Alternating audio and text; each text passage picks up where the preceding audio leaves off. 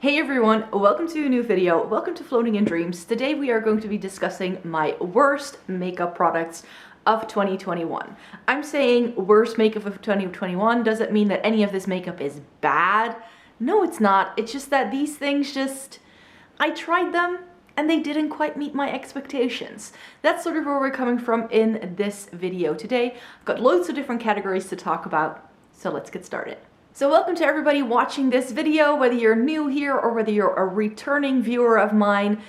Welcome. If I haven't said it yet, Happy New Year if I missed that one. My name's Micah. I am filming videos here on YouTube all about some of my favorite things, which are mainly eyeshadow palettes, SSA Catrice products that I like to try out, and I'm someone who likes to keep it real. So we're filming in natural lighting as much as we can because I'm not sure about you, but I don't live my life under studio lighting. So if you want to get a good feel for what makeup actually looks like, you don't need all those really bright lights because it's going to work like an Instagram filter, right?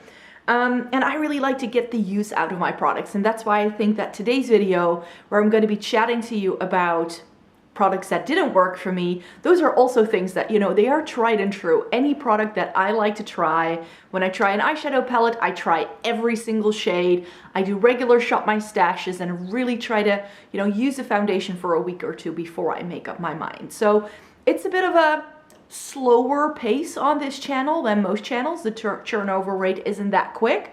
And as you can see, I'm quite pale, so welcome to the Snow Angel Club. I hope you'd like to stick around and join us, because of my ultra fair skin tone that leans cool to neutral. I just tend to have very different preferences from most people to begin with. So that's what we're coming up from with this video today as well. This video is sort of in place, and also my best of 2021 is sort of in place of two videos that I do very regularly on my channel, which is new makeup releases and shop my stash. I just did a community post about that, why I'm not doing it this month.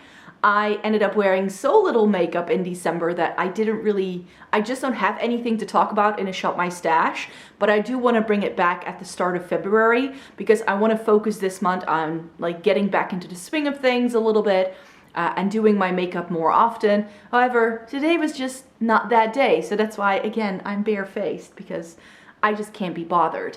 And when it comes to the new makeup releases, one of the things that I have found in the past 6 months or so is that whenever I was chatting about these new makeup releases, I felt there was so little that actually really sparked my interest and really made me excited for new makeup, that I felt like I was filming like these 35 to 40 minute videos where all I was saying was like, no, no, no. And they just really make me feel very negative about things.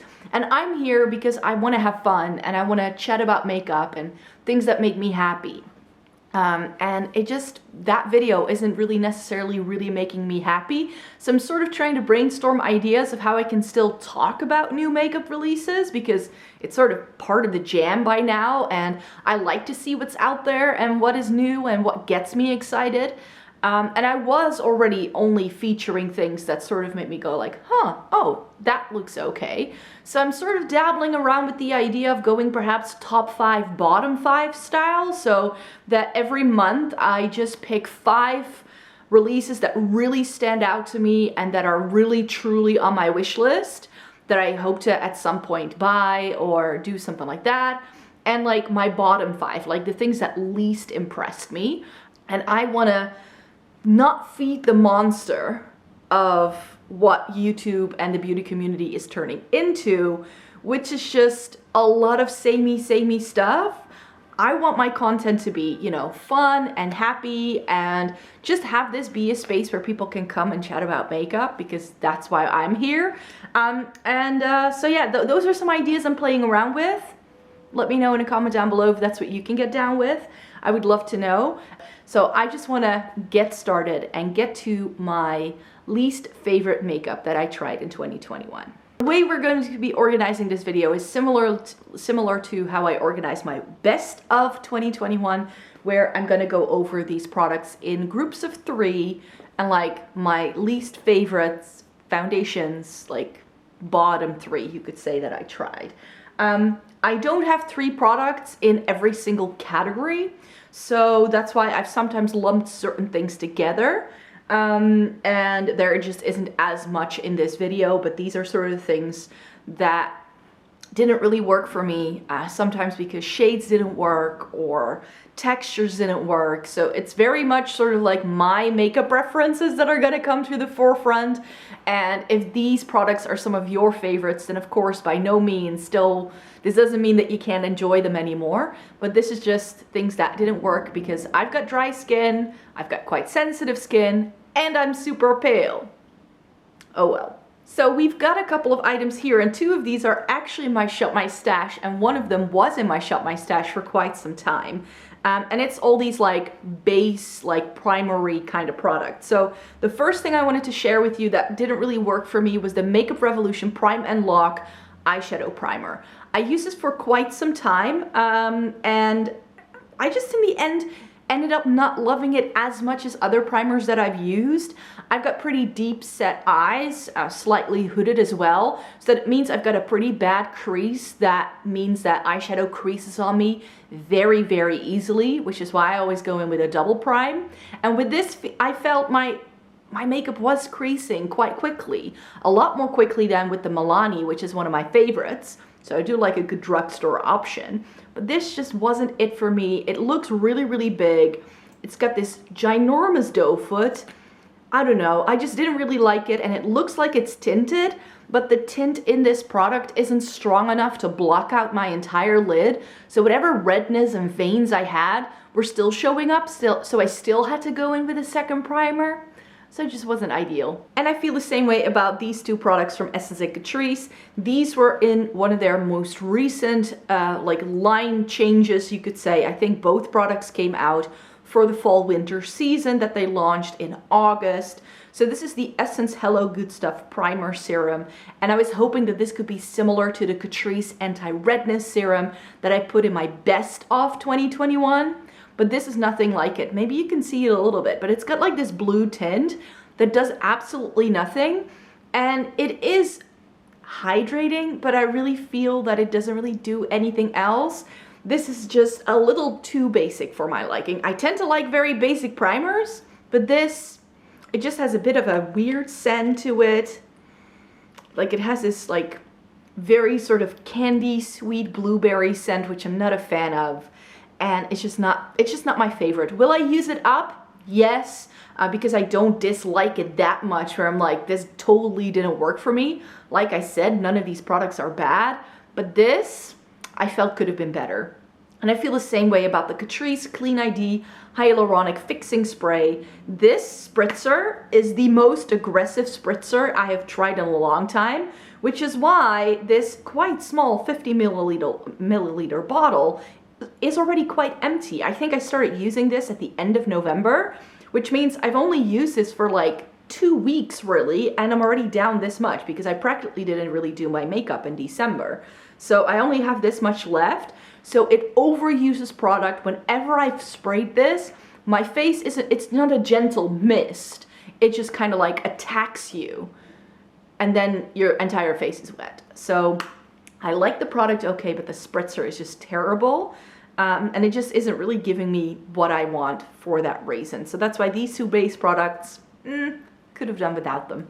The next step in my makeup routine would actually be foundation, and a lot of these are actually quite high-end. There's one drugstore pick, but over here where I live, Milani can get quite expensive, which is why it kind of skews my opinion of certain brands. Because the only way to buy Milani is online, so you can't really check the products. And where Milani is quite affordable in the US, for instance, that eye primer that I love by them, it's about twice as expensive over here. So you tend to pay a lot more money for Milani products. And then I feel that, for instance, Kiko, which is very comparable products in their line, is much better quality for that sort of similar price point that they are at. So for me, because of where I live and where I'm coming from, Milani isn't always that perfect. And I felt that way for several reasons about the Milani Glow Hydrating Skin Tint. I tried quite a few skin tints in 2021 because it was definitely a trend. I like a very lightweight base. This is in the lightest shade. 110 Fair to Light. Now look at that shade and look at my face. It's not gonna work. It is just slightly ever too deep for me. I did try this for the first time over the summertime, so I could kind of get away with it precisely because it's a very sheer product. So if it shears out, it doesn't look too terrible on me, to be quite fair. I like this. It was hydrating enough. But for me, with the fact that this shade is so dark that I can only wear it if I have a bit of a tan, in the midst of summer, and with how sort of hydrating this product is, I don't feel that it's necessarily a good enough product for like the summer season. This would be more of like a winter to spring kind of pick for me when my skin is drier, because it is very nicely hydrating. I really like the texture of this. I just wish that they did this in lighter shades and more undertones, because this is far too dark and far too orange for me. And on the other side of the spectrum, there are products that are sometimes also too light for me, which happened to me with the Fenty Beauty Eaze Drop Skin Tint, which I bought in the lightest shade as well, which is shade 1. I bought this because I sort of, again, Fenty isn't available in my country. I cannot go to a store to pick this up. I have to order it online, and that sometimes leads you to making mistakes when it comes to base products. And I sort of went by the fact that I already own a Fenty product, a Fenty base product, which I have in shade 120. And the website said that 120, you had to get shade 1 in their Eaze Drop. So that's what I did. But I actually think that shade 2 might have been slightly better for me. Again, I can get away with this, but because this shade isn't quite right, I feel it doesn't sit well with the texture of my skin. I already mentioned I've got quite dry, dehydrated skin, which means I've got some dry patches here and there. And because this is a soft matte finish and not as hydrating as the Milani, I feel that the texture of the Milani is better with my skin, but the shade is too dark, and because this is too light, and it's this like soft matte finish, it kind of accentuates all my dryness. So that's why this didn't look the best on me, I feel. I definitely think I can, someone actually suggested this when I filmed my foundation collection, which I think I'm gonna do, but to use this as a mixer shade because it is so lightweight, but it does have a really good sort of pigment to it. I think it can be a nice shade to, for instance, use with the Milani, or a foundation that I love, but that again, I cannot buy in a lighter shade, which is the Flower Beauty. I can't remember what it's called. I really like it, but the shade is too dark, but I can use this as a mixer for sure. And last but not least, this is a bit, perhaps of a bit petty, but I have to share this with you. I already wrote a review on this foundation, and just for how expensive this is and the customer experience I had buying this product, I just felt that was just not done. So what I'm talking about is my experience buying the YSL. Shall I turn out, can I turn around the cap? Yes, this way it's prettier. The YSL Touche Eclat foundation. So this used to come in different packaging. They repackage it. You now get a little less product, but it now looks more like their All Hours, which is a foundation that I love. Again, I bought this online because we were in lockdown and I just wanted to try this foundation. But I couldn't really figure out online what shade I might be.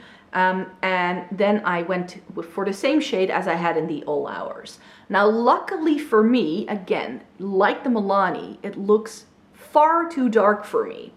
However, I have found that this skews a little lighter once you blend it in. So the shade is actually quite well for me. If you click on my review that I will put in the description box down below, I actually put the All Hours and the shade I have in that and in this one, I put them together, and you know, they work out. However, I had the worst experience buying this product because I bought this online and thinking, okay, you know, I can always return it if it's too dark. However, return policies in the Netherlands are far, far different from, for instance, in the US. Once you've used the product, you can no longer return it. So what I thought I could do once stores reopened, I took this foundation, I went back to the store, found out that because it was an online purchase, I could not return it in store because apparently their online business and their in-store business are under separate accounts. So as a customer, it's like the worst customer experience.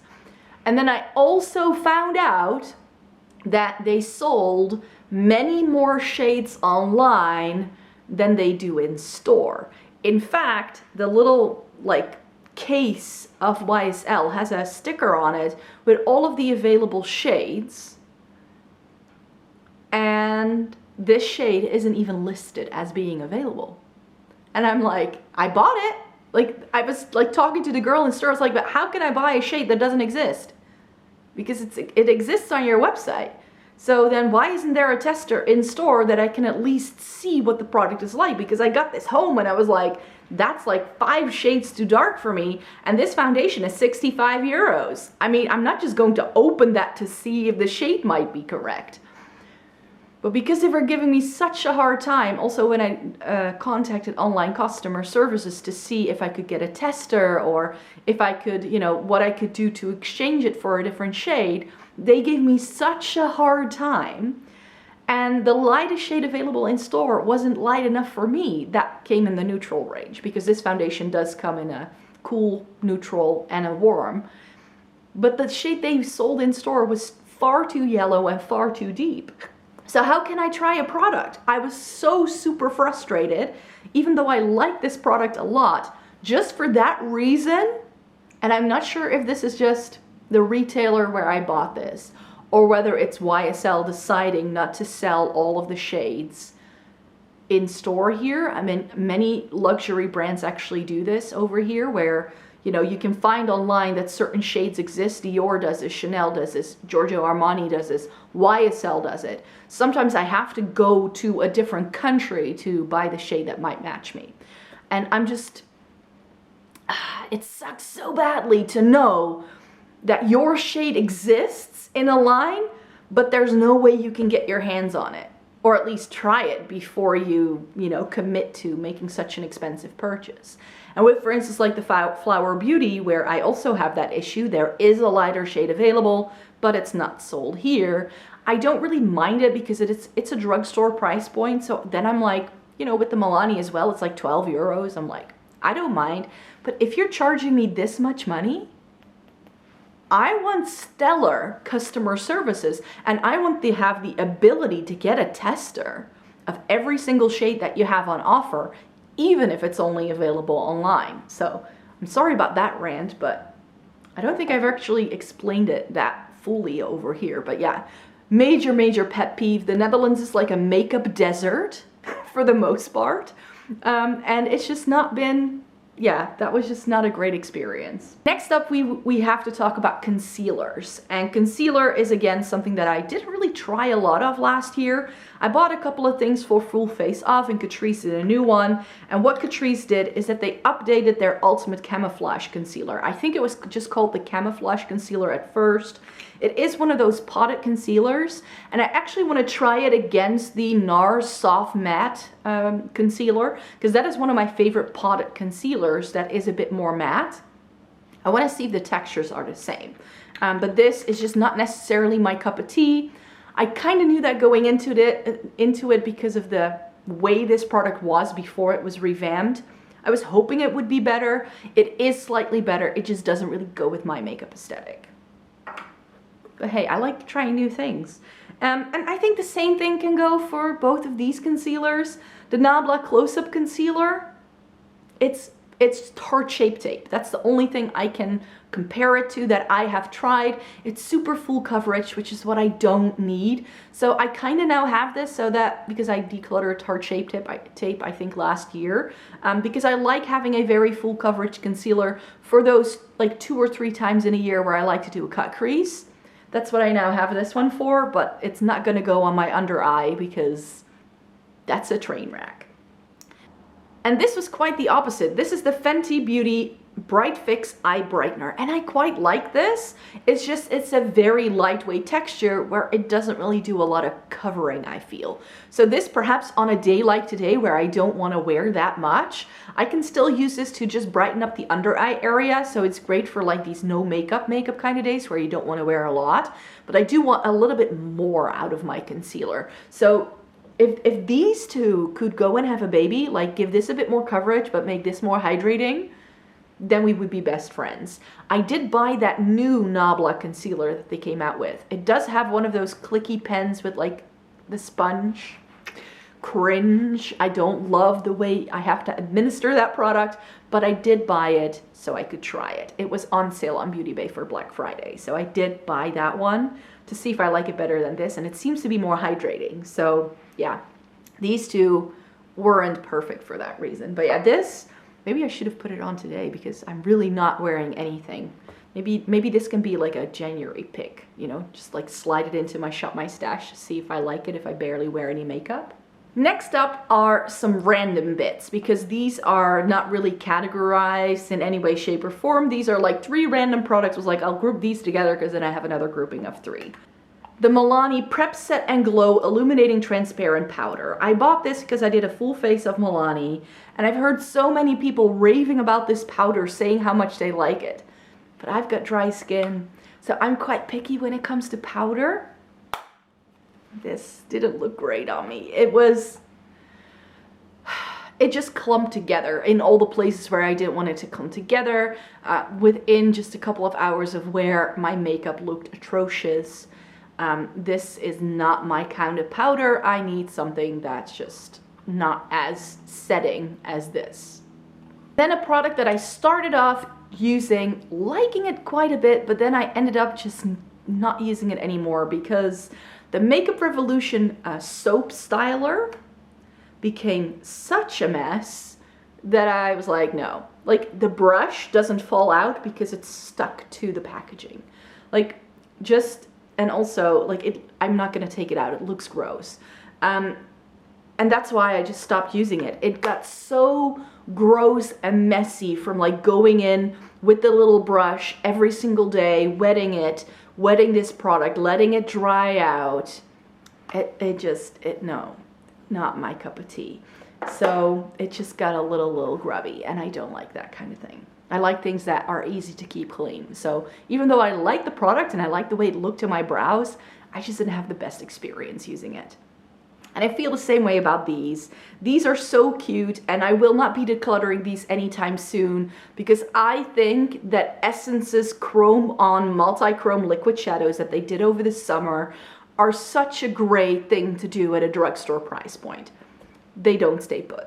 Like, these are the things that you can put on for a look that you take a picture of for Instagram if you keep your eyes like that, but the minute you blink, these start creasing. So I did wear one of these shades to a party, and it looked terrible after just a few hours.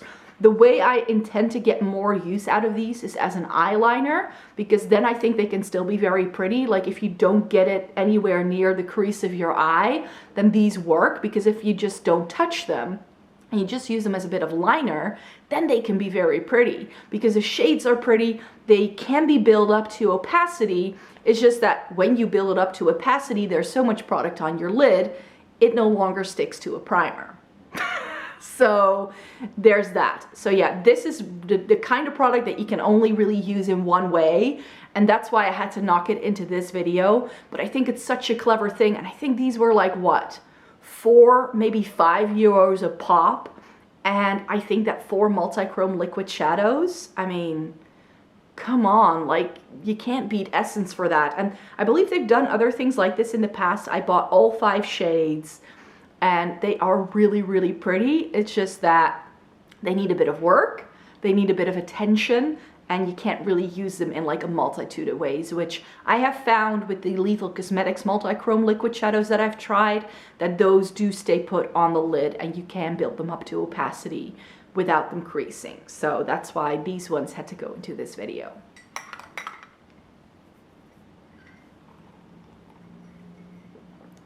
I sort of feel like my hair is looking a little 70s like glam rock today.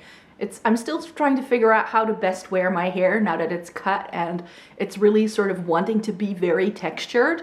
It's just that the minute I brush it now, it tends to go poodle mode, and there's no way to control the poodle. So I think I'm just gonna have to go back to more washing my hair than I'm used to, because when my hair was longer, I could only wash it once a week. without it going dry and crispy on me. And now I need to actually put it quite a lot of product. I'm like, my entire hair care routine has changed because of the hair. Well, not entirely, but there's some other products that I'm now using. So the hair is still something we're getting used to as well. Of course, I want to end you on eyes. So that means we're gonna move into liquid. Are they all liquid? Yeah, liquid cheek products. Because I've tried a couple of liquid cheek products and not all of them are gonna work for me, you guys. I tried quite a few liquid and cream blushes, bronzers, and highlighters this year. And most of the things I tried, I really liked. And I also made that a separate category in my best of, because in other years, I just wasn't enjoying this category that much. But these guys, this guy, the Catrice Holiday Skin Serum Bronzer with Coconut Water. It only comes in one shade, yeah? So there's that. But you won't believe me. Like, it looks like a very pretty product. It's just that this shade, like, I was telling you the Milani was far too orange, right? This is just borderline Oompa Loompa, right? So it's not gonna work for me. It's far too orange. The finish of this product was lovely, I have to say. Like, it was a really stunning product once it was there, but the shade was just so far off, so far off. And then a product that sadly doesn't work for me because it's far too intense, and that is the Made by Mitchell blush in Where's the SPF. I thought that this like really fun, very vibrant orange toned red, which is a shade I really like in powder blush. I have Bang by Urban Decay, and I really like it in the summertime. But when I tried this, again, I can show you, like, this is like a liquid lipstick, but for your cheeks. Like, I've only done like 2 little dabs with the doe foot on the back of my hand, and just see how intense that is. Like, this will blend. It blends, it's fine. But that's just like 2 little dabs with a doe foot. Like, how is that going to work on my fair skin? It just isn't. It just isn't. So that's why this, sadly, will look much better if you have far deeper skin than me, because I just need the lightest of light hands to make this work, and this product is just far too intense. And then I just grabbed randomly one of the shades that I have, but the ColourPop Cheek Dews. I think this wasn't a very popular product because I've seen more people talking about this in a not so positive way. This is Cherish You. I got 2 shades because I bought the entire Cherry Crush collection that they did over the summertime. These were so watery and they just didn't blend. So that's why this had to go. And then we have a couple of powder cheek products as well. And here I kind of struggled because a lot of the blush, bronzer, and highlighter that I tried, I really enjoyed. I really struggled finding something that I wasn't that keen on. But the Revol Hearts Me Tropical Bronzer, shade-wise, is one of the best bronzers I've ever tried. It's got a lovely texture. If you're in Germany, because this is a German drugstore brand, and you can find this, I believe it's like €3 at the drugstore, and you don't mind scents, this is a great one.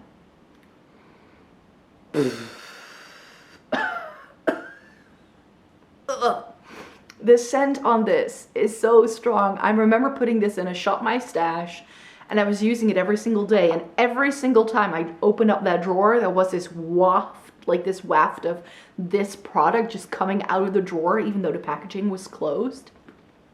And then I went to use it, and every single time, and it wouldn't go away. And it's this like, you know, old lady perfumey kind of scent. That's what this reminds me of. No, it's not this like pleasant suntan lotion kind of scent that the butter bronzer has, because that's what they're trying to do, for sure. But no, like, thanks for trying. The product itself is great, but if you, like me, are quite sensitive to scents, this is not for you. And then a product that I found at TK Maxx, because I had never tried one of the Laura Geller like swirly kind of highlighters, and Laura Geller as a brand has gotten quite difficult to find. So I was glad to find the Live Glows On Glow Illuminator palette with 3 of her shades. And I'm very happy that I got to try this product. But I do feel that this is the kind of highlighter that was popular in like 2015, like right before the actual true highlighter hype of like 2016, 2017. I can now see why people loved it at the time, now that I've tried this and put it on my face. It's just not the kind of highlighters I still like today. Are these bad highlighters? No, but you know, I'm glad I got to try it, but it's not necessarily I want to keep around in my collection. And then last but not least, one of the things I wanted to try in 2021 is some Natasha Denona cheek products. I got into Natasha Denona eyeshadow palettes, I think late 2019 and like throughout 2020. So at the end of 2020, I was like, I want to try some Natasha Denona cheek products because she seems to be doing pretty things. And I have found that Natasha Denona products can be quite hit or miss. And for how expensive this brand is, I don't think you can warrant being hit or miss. So I tried one of her blushes. I have two of the face palettes that I enjoy. But I also bought her Love Cheek Duo, which, I mean, packaging wise, I mean, can we just have a moment? Like, how pretty is that? It's so, so pretty. And the two products you get inside of this are so, so gorgeous when you look at it in the pan. It just doesn't really translate very well to the cheeks, I find. The blush I have less of an issue with because the blush is a lovely cream blush. I like these vibrant apricot-y, peachy kind of shades on me. They look really stunning actually on me in the winter time. So this was really stunning. I really liked it. But the highlighter, I have tried every single highlighter brush I own. And the only way I can get this highlighter to go onto my face is with my fingers. And for how expensive this product is, I don't know, the highlighter barely shows up. I can't really get it to work the way I'd like it to. I wish that also this highlighter would come with a little flap so that it's protected like she has in her larger face palettes. But with this, it's just a cream next to a powder. So that's a mess waiting to happen as well. So I just had more expectations of this, and even though I still like these, I think I might keep it around in my collection for like around because I like the blush quite a lot. But this highlighter shade, it swatches beautifully with your fingers, but it just doesn't pick up very well with a brush unless you have a very dense synthetic brush. And I only have those in my eyeshadow brushes. And it's just, you know, it's just not worth it, you guys. It's just not worth it. Right, next up is lipsticks. And for lipsticks, I sadly have quite a bit of Essence and Catrice stuff. Essence and Catrice can both do really good lipsticks. I have quite a few that I have enjoyed. From Catrice more so than Essence. There are a couple of shades that Catrice has done over time that are some of my tried and true. However, they also discontinue products left and right. They update their lines every 6 months. And I think they tend to keep a lipstick line around for like a year and then they do away with it completely. And then they come up with something new. And they've decided that they want to go more vegan, which I think is a good thing. It's just that I think they still need to tweak the formula a bit. So I did videos on all of these products. So I did a full video on the Catrice Vegan Collagen Matte Lipsticks. And these are nice. It's just that their demi matte formula and before that the ultimate matte formula from Catrice, I far prefer over this. This also smells a little clay-like, which I don't love.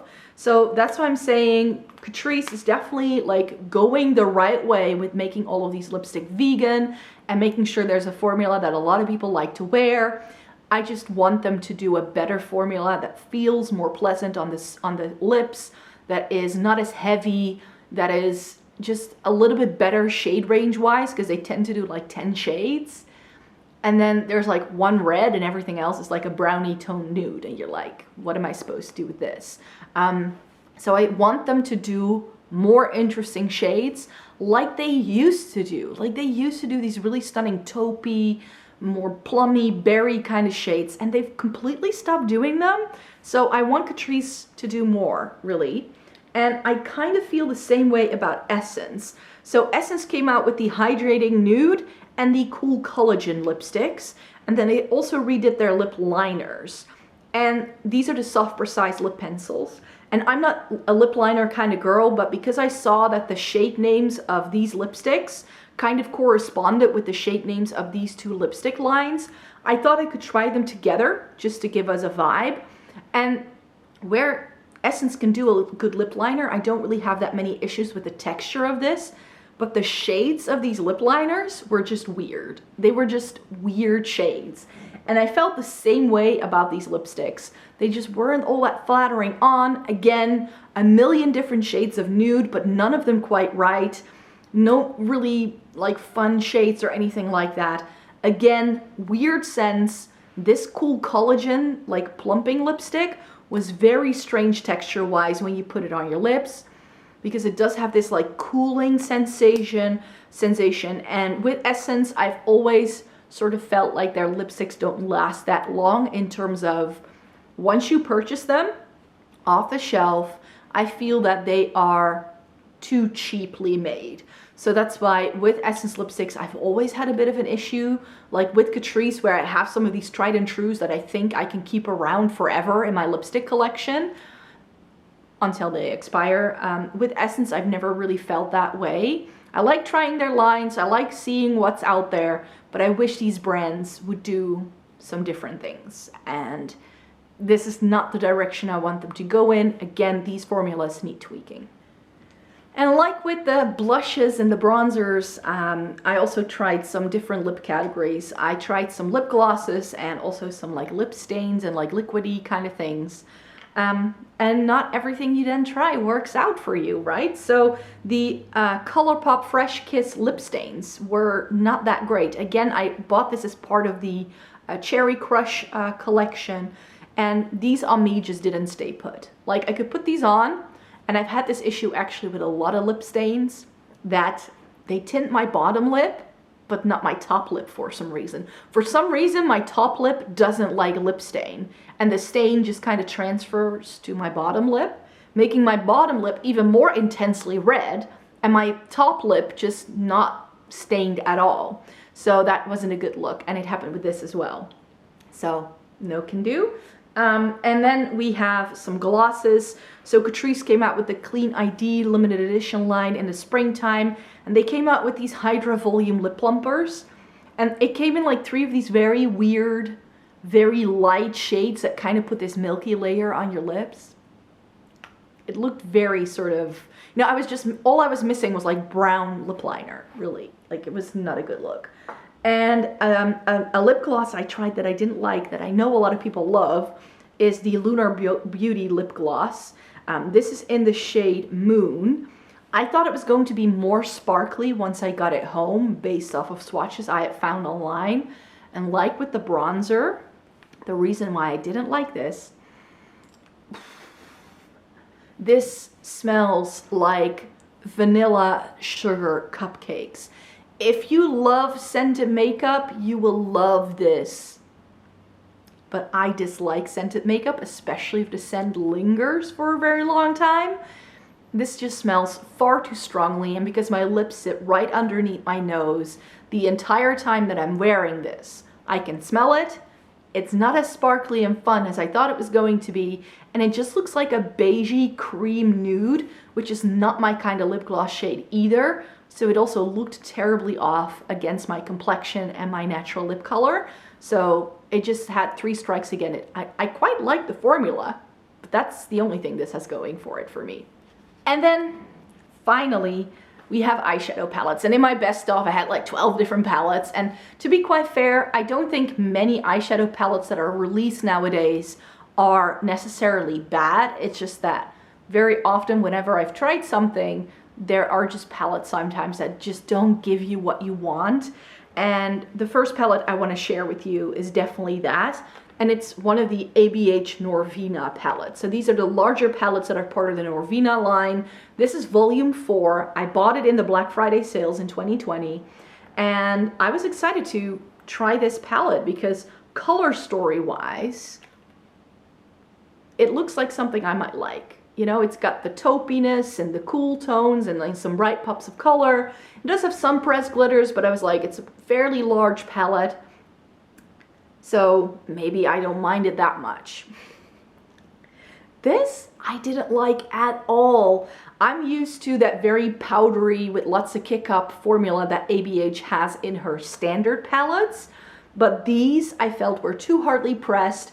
Some of these mattes didn't blend very well on me at all. I felt that apart from the glitters, we just didn't get enough fun shimmers to really round out the looks.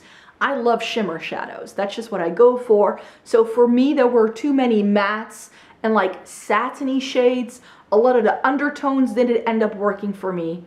This also smells really weirdly. Like I just didn't have a good time with this. And for a palette this large, I again have reconfirmed for myself why I dislike palettes that go beyond like 15, 18 shades. If you get to a point where there's more than 15 shades in a palette, I find there are too many repeat shades, too many things that are superfluous. This could have been edited down and just have been a much, much better palette with better quality. So I would have not minded paying this kind of price point. Again, for context, over here, if you buy an ABH palette in store, they are as much as a Naked palette. So I know that a lot of people are saying things like, ooh, Urban Decay Naked for the price, but ABH is at a similar price point as an Urban Decay palette over here, or a Huda Beauty palette. Like, they are marked up quite significantly compared to what you pay for it in the States. This I ended up getting from their UK website, so the markup wasn't that bad. Plus it was a sale, so I didn't mind trying that. But I think that over here, these retail for like 75 or 80 euros, which I don't think is worth it. So that's why this was far too expensive, and I know ABH can do much better quality. And then another brand that you see me mentioning a lot, I think that ColourPop has a really good eyeshadow formula for the most part, but they come out with so many things, and I'm gonna say what I say a lot about ColourPop. I feel they're very inconsistent. So I feel that ColourPop puts a lot of effort into the first batch of products that they make of a certain line, but then when you go to try it a little bit later, so you hear all these rave reviews at first, but then they're not very consistent quality-wise in new batches that they make of the same product. Which is why I feel that with ColourPop, you can very easily find duds because their quality control just isn't on point, which is actually why I believe they're not allowed to sell any of their products in the EU because we have far stricter rules on quality control over here as far as I know. Again, I'm no expert here, but from what I know of quality standards and certain things that are not allowed to be sold here, especially when it comes for like consumer goods, our standards are far, far different from a lot of places around the globe. And I think that because ColourPop is adhering to different laws, they cannot sell over here.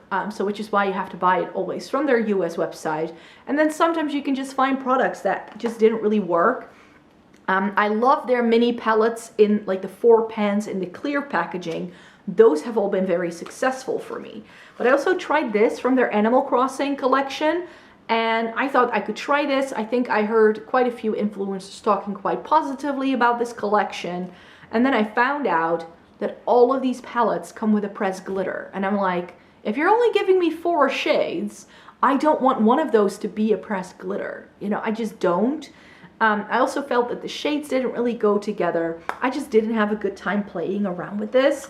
And for how small it is, and this being like, you know, the Animal Crossing collab, which was one of the bigger releases of the year for them, I just wanted more. And it's like, with all of these different releases that we're seeing and all of these collabs, I almost feel that, I'm not sure if I'm right here, maybe I'm wrong, but the way I feel about a lot of them is that brands make those products to cash in, and it's not the products where you're going to find the good quality. This has been said about MAC products a lot. So MAC used to be the brand with the limited edition collections like 10 years ago. I feel like a grandma when I say these things, but MAC used to be the brand and people were hunting down limited editions left, right, and center. But at a certain point, especially for like holiday season, they did these like makeup kits and brush sets, and everybody's saying how if you bought a MAC brush set in the holidays, you got lesser quality than when you bought an actual brush from MAC. So that sometimes it pays off to pay a little bit more, because MAC was trying to sort of like bring in consumers and like getting their margins up with these like special editions, but it didn't give you the best quality product. And I feel the same way about all of these like IP collabs that we're seeing. They are cash grabs. So that's why I kind of try to stay away from them as much as possible. I don't really focus on collabs, not even if they're influencer collabs. I really have to like the influencer a lot. And I like to have to like the products that they actually come out with. Like, I love Annette from Annette's Makeup Corner, and she did 2 stunning looking collabs this year. But both that Serenity palette she did with Menagerie, not my kind of color story, and also the thing she did with Odin's Eye, which was the Giant Wolves palette, just both didn't appeal to me. Like, both of them didn't. So then I'm going to skip those. And I like a couple of Disney things, but I don't want everything from Disney in my makeup collection. So the only thing I tried is that Tinkerbell palette that ColourPop did, and the Essence and Catrice stuff, and that's it. I could have bought a lot more. And then I have another product here from ColourPop. I kind of see these as one thing. So ColourPop's Cashmere Forever palette, like these 5 pans, I just wanted to say stay away, because the packaging is ultra cheap. Like, it feels like it's going to break, and I just didn't love the quality in here. You only get 2 shimmers, and I like this shimmer, but the other 4 shades I just didn't like. They've also done a couple where they were more neutral that also had pressed glitters in, and a lot of these like sequin shades, which are mattes with shimmers inside it. I would say go for those 4 pans in the clear packaging in their Zodiac line if you still want to buy some ColourPop. Those were really successful. But a lot of the other things that they came out with last year, of what I've tried, most of it was quite underwhelming, I have to say. So yeah, that's one of the reasons why I don't want to talk about ColourPop all that much anymore on my channel. I just feel they're getting a little bit behind on making sure that they, you know, not only release stuff, but that they actually have good stuff that they're releasing. Then we have, I think, the most disappointing palette I tried all year, because it's a brand I love and it's a quality that I usually love, and for some reason this just didn't work. So the Nabla Side by Side palette is one that I bought at the end of 2020. We were seeing loads of other like really new exciting neutral palettes. For a moment, a lot of the palettes we got for years were lots of colors, and this was one of those neutral palettes where I was like, oh, this just had my heart beating faster. I'm a neutral gal at heart. I love a good neutral, and over here you get something that is fairly like neutral, something that's more warm toned with this gold, and you get some cooler tones. None of this worked on me. I don't know why. I think it has to do with my undertone and my coloring, why this doesn't work. So I think that this is still a great palette if you have a warmer, more olive undertone, and I think this can work really beautifully, especially if you have like, you know, this nice like auburn hair and maybe like green eyes, and you have this more like Mediterranean kind of skin that's more like medium leaning, then I think this is a stunning palette. But on my pale face, no. I also had issues with the blendability of these shades, especially these like reddish tones, just didn't really seem to come together very well. Yes, it's got cool tones, but it's quite gray toned, and I have been saying for quite some time now, please brands, when you do cool tones, don't make them grays. And because those grays don't really go together with some of the browns that you get, and I like mixing and matching cools and neutrals and warmer tones on my eyes. So for me, there just wasn't enough variety here. I didn't love the blendability of these shades, combined with the undertone that didn't really go. Yeah, and some of these shades just pulled very, like, these two are almost identical, and these 2 mattes also didn't really show up that distinctly, and the shimmers weren't that great, I found. So for me, this palette was just very underwhelming. I love Nabla shadows though. I put one of their cutie palettes in my best of. palettes of 2021. So they can do really good eyeshadow, and all the other palettes I have by them, I tend to really like, but this, I didn't vibe with this at all. So there you have it. Those were all the products that I wanted to discuss in my worst of 2021 video for sure. I hope I wasn't too negative, that I sort of was able to, you know, articulate well enough why things didn't work for me, why I think some things may still be right for other people, because I definitely think, you know, most makeup out there, I mean, there's quality control, like not most makeup that is released isn't terrible. It's just that these didn't really suit my makeup preferences. So thank you very much for watching today's video. Please give it a thumbs up if you liked it. Subscribe to my channel if you'd like to see more by me. In January, I will be posting 2 videos a week. That's for sure. That's sort of my aim, to give you 2 videos a week. And then, yeah, my next video is going to be my beauty empty. So I hope you would like to stay tuned for that. And then I hope to see you in my next video. Have a great day, everybody. Bye-bye.